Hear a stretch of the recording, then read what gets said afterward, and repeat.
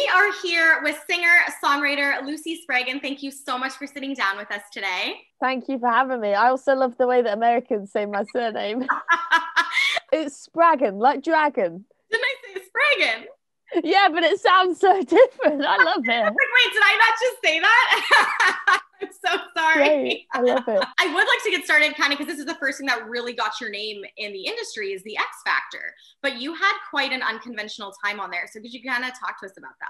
Yeah, so I've been playing since I was 12. So like I was doing the shows everywhere and clubs and, the circuit. And I was asked if should you go on the X Factor? And I was like, no, like they don't sing their own songs. So I actually got an audition. I said, the only way I'll do this is if I can play my own songs. And so I ended up being the first person ever in the history of the show to do their own songs. That's so cool. Yeah, it was good. It took a lot of twisting people's arms. Hey, that's the way to do it though, right? That's the way to stand out.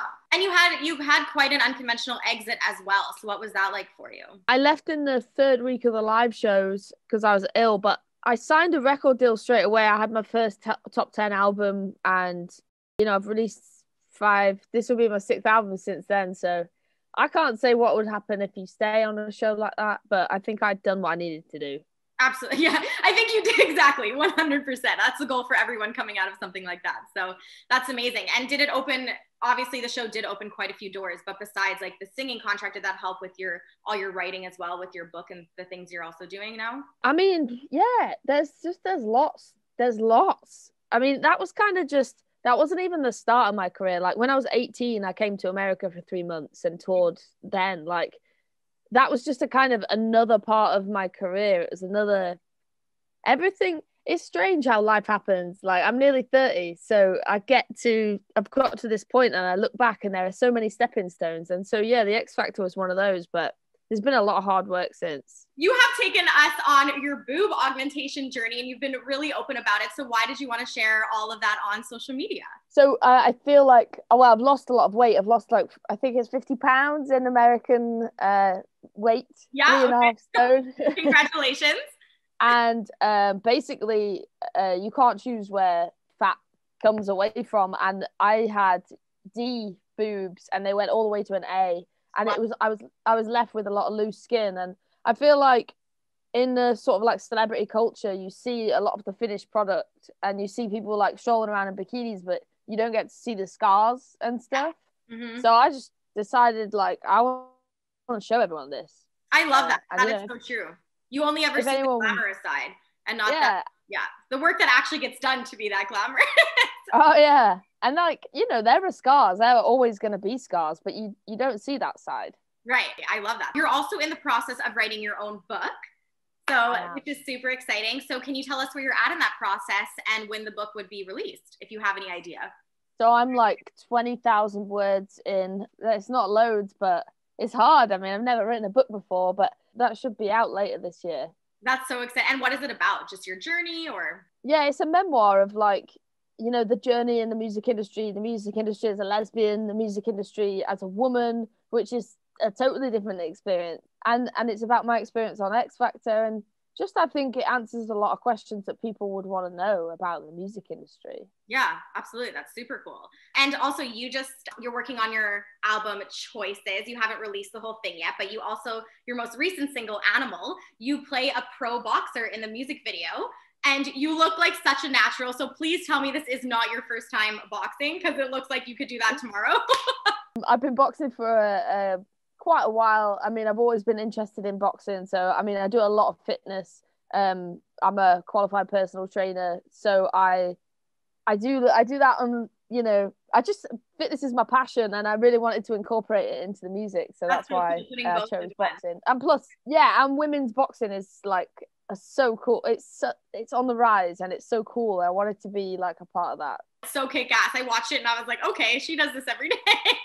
So that's really cool. And if it was acting, like 5 stars. Here's the Oscar. Well, the funny thing is about the video is the girl who is my against me in the ring, she's a proper boxer. And so I said, oh well, why don't we just have like one round that's for real?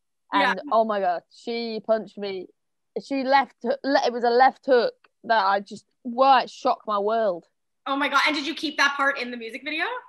Like the actual fight? Yeah, you can see it. So there's a part right in the middle of the song where there's like loads of me getting hit in succession, and you can see one where my hands just fall, and that's the That's one where actually she real. got me in the Oh, good to know. Yeah. And your journey as an artist has like really progressed. Like 7 years ago, you released your song Last Night, Your Fear, and 7 years later, you've released Sober. So can you kind of take us on that journey? Yeah, so I used to be like a pretty hardcore booze hound, and I used to, well, in this country, I sort of was known as the party girl, and there's always secrets from the tour bus, and it's just constantly drinking. And about 18 months ago, I woke up after a big night out, and I just said, this isn't like living. This isn't living my best life. So I stopped drinking, and that week I wrote the song Sober because I wanted to remember what it felt like. That song is so powerful, and you making the choice to literally just sit there in a dark room and sing to the camera was amazing. So what made you want to make that choice for the music video as well? I think sobriety is a big issue for a lot of people, and there are a lot of people in the public eye that talk about it, but I feel like a lot of people often forget to really honestly say why. And the song, I wanted the video to just be as honest as the song was, and it makes me emotional, so I wanted to capture that too. Oh, well, you did. It was absolutely unbelievable. Like, I was hooked. And like, thank you for being so real and honest and raw with that, because you're right. That isn't something that's talked about as much, or seeing the journey of it. It might be talked about, but not actually seeing the emotion behind it. I feel like the first time I told my like followers or supporters that I was sober, I was 3 months sober, and I feel like social media or being in the public eye to a degree is quite good for accountability, because it holds you accountable. Totally. You tell like several 100,000 people that you're sober, you kind of got. Yeah, you can't mess up now, right? Hey, that's kind of good. That's awesome. And how has that journey been? Has it been a hard journey staying sober, or? For me, like, a lot has changed. The weight loss and my lifestyle choices have changed a lot. I do different things, and I have this one question that I ask myself, and that's how I live my life now. And the question is, does it bring me joy? And so if I think about sobriety, I ask the question, does it bring me joy? So yes, it stays. The dog is working there. So does alcohol bring me joy? No, it doesn't. So it isn't going to stay. And the same, I apply the same question to everything in my life. I love that. That's really cool. Well, congratulations. That's Thank huge. you. And with the tone of this album, it is definitely different from your past albums. So would you say your target audience has changed with this new album? Well, I just think it's a bit more organized, and it's a bit more like, it has more layers. It's just more of what it's a mature version of what I did before. So yeah, I hope so. I hope with every album a new person might pick up on it, Yeah, no, absolutely. I love this album. I love it. I love like the emotional side of like songs. So like, it's definitely emotional. Oh yeah, 100% it is. Yeah, so no, I love it. During your time on the X Factor, you also became a voice for the LGBTQ community. So what was that experience like then, and how are you continuing to be a voice now? I was very young when I went on the show. I was like 21, I think. Mm-hmm. But to me, I didn't need to come out or anything. I was just a lesbian, like when I did a version of Gold Digger in the live shows, and they were going to have backing dancers, and I said, well, the only way I'm having backing dancers is if they're women wearing tiny shorts and if they're twerking. And so they did, and it was amazing, and it was on national television, and 11 million people watched that show, and that some 14-year-old girl or boy or anyone might have been sitting there watching that thinking, whoa. So I'm glad to have been a part of that here. No, that's cool. And I mean, so much has changed since then. So that's really cool that you were openly like gay then as well, because that probably did make a way for so many people to be like, hey, I can openly be myself too.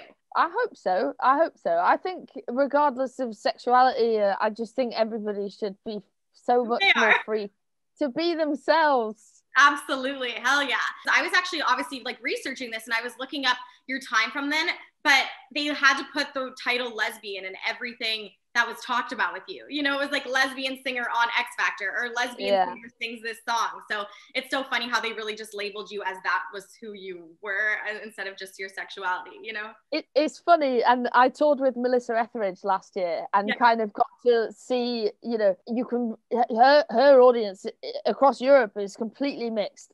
It's such a different variety of people, and that's what I aspire to be, like, despite being sometimes pigeonholed as a lesbian, I want to spread that across to everybody. So I don't mind when they do that. I don't think it's relevant, but well, it's not, and that's what I'm saying. You definitely see the progress and where we've come, because back then all the titles just said that in the title. You know, your title and articles on you now don't. You know, it just says your name, what you're doing. So that's and it's funny. It's taken me a really long time to not be lesbian Lucy or X Factor's Lucy, and now I'm just Lucy, which is great. Yes, I love it. So also, why did you name your album Choices, and when is the official release date? So I came out of a long-term relationship last year. I decided to get sober. I decided to, you know, start this fitness journey. And so I just wanted this album to represent that. And basically they were a lot of choices that I made last year. So I just thought that was the only thing I could call it. I mean, hey, it makes sense. So why not? And do you have any other upcoming projects in the near future that we don't know about? Well, I'm writing the book and my album is out on February 26th. And in the UK, I'm going to be opening some gyms here. So very cool. It's an exciting That is exciting. What kind of gyms? Are they like CrossFit or just like weight? So they're regular gyms. They will have WODs, so like kind of like CrossFit, but they focus more around mental health and it being like somewhere you can go. I love that. Instead of, you know, I'm going to go to the pub and drink, maybe it will be I'm going to go down to the gym. It's going to be a not-for-profit community gym. Wow, that's incredible. It's exciting. And is your goal kind of to expand that all over, or? Yeah, eventually I'd like to do it nationwide. So yeah, wow, congrats on that. That's awesome. So we like to end our interviews with some fun random questions. Ooh. So you love fitness. So what is your fitness goals for 2021 besides opening the gym? So at the moment I run half marathons quite often, almost weekly. And I think it's November, there is a marathon that I'm going to be doing. So that's my focus. So exciting. So you have a super cute dog next to you, but if you got a second dog, what type of dog would it be? I think I'd get a Doberman. Ooh, okay. Totally switching it up. Yeah, big. So they could be little and large. Yeah, oh, it's so cute. And lastly, who is your dream artist to work with? Oh, it's got to be Ed Sheeran or Adele. I mean, those guys are amazing. In America, I'd love to do something with an artist called Watsky. He's just amazing. He's like a fast rapper and he's just amazing. I've been a fan for years and years. Oh, and years, but, okay. I definitely need to look him up. I've never heard of him. Oh, he's so cool. And top of the line is absolutely Macklemore. Like I am that guy. Yeah. And that would you two together, that'd be actually amazing. That'd be fire. All right, let's set it up, Macklemore. Yeah, we're putting it out there. We're putting those good vibes. You heard it here. Well, thank you so much for meeting with us, Lucy. Honestly, you're incredible, and we can't wait to hear your album on February 26th. You said 26, right? Yes. Okay, perfect. Woo, I don't want to get anything else wrong. Oh my God. Thank you so much for having me.